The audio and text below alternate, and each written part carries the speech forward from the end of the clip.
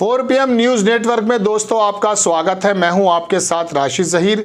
आपके कानों में यह खबर तो गारंटेड पड़ ही गई होगी कि मोदी जी के क्षेत्र में 3 लड़के पकड़े गए जो भारतीय जनता पार्टी के IT सेल के भी सर्वा थे और नेता भी थे।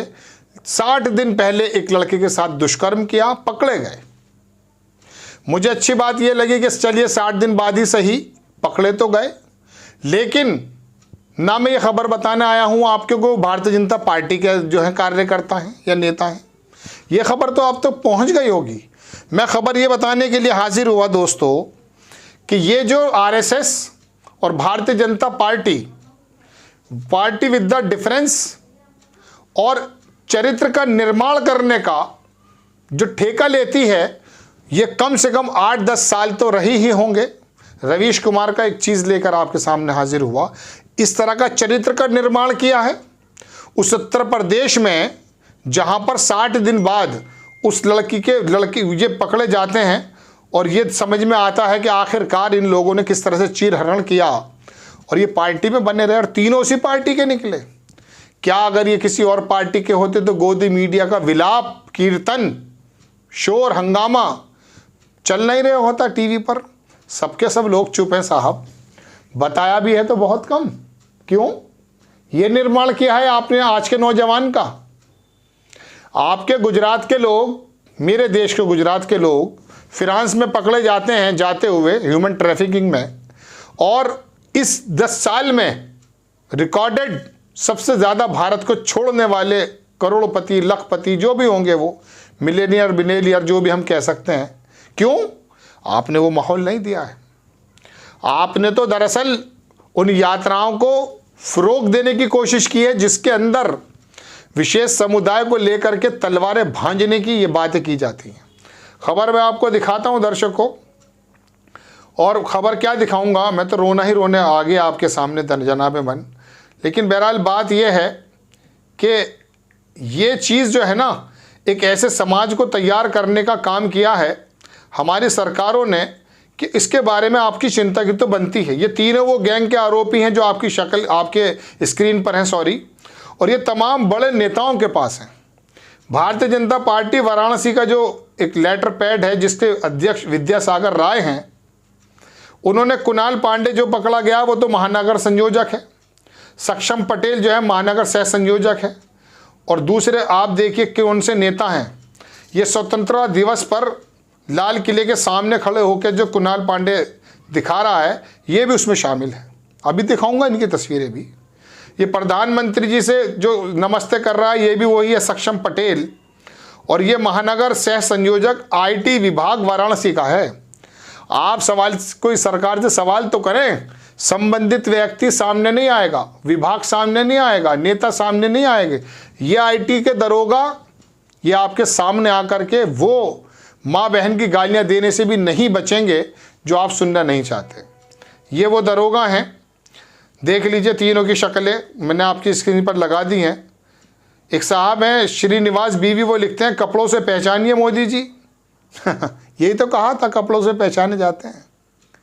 अरे साहब, अशफाक साहब का, बिस्मिल साहब का, राम प्रसाद बिस्मिल का, भगत सिंह का, इनके कोई कपड़े थोड़ी ना थे, कोई कपड़े थोड़ी ना थे। दिल्ली से लाहौर तक जितने पेड़ थे सब पर उल्मा हजरात की गर्दनें लटकी हुई थी, अंग्रेज़ों ने लटकाया था। जानते हैं आप?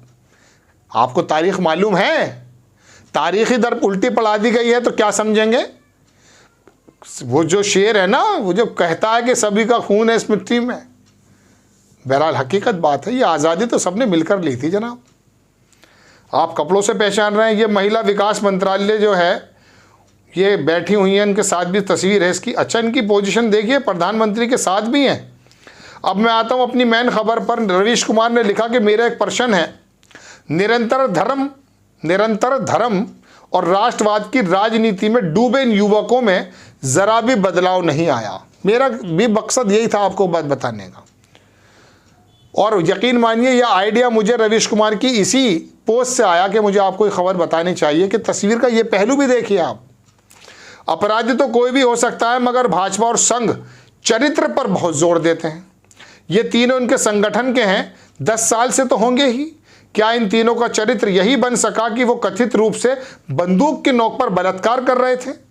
तीनों आरोपी की तस्वीर प्रधानमंत्री मोदी, मुख्यमंत्री योगी और बीजेपी अध्यक्ष नड्डा के साथ है। इनमें से आईटी सेल का प्रमुख है। तीनों का व्यवहार का मनोवैज्ञानिक अध्ययन करना चाहिए। इनके घरों पर बुलडोजर चलाने का आंदोलन नेतृत्व कौन करेगा? Smriti Irani question mark.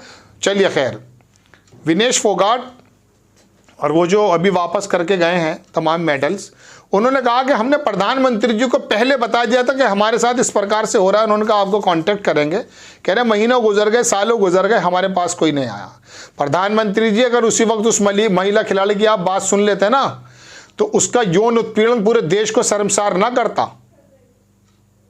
दोस्तों, महिलाओं के बारे में जो ये कहते हैं ना, हमारे सामने 4 ही वर्ग हैं, महिला, गरीब, जवान, ये सब, ये ढकोसलेबाजी नहीं तो क्या है। आपके बीजेपी आईटी सेल के नेता जो है वो लड़की को बंदूक की नोक पर दुष्कर्म करते हैं, और एबीवीपी जो इनका अखिल भारतीय विद्यार्थी परिषद है, जिसमें गुंडों की जमात कुछ ज़्यादा है, उन लोगों ने विरोध करने पर बीएचयू के विद्यार्थियों का विरोध किया। क्या कि उनकी पोल ना खुल जाए, जानते थे।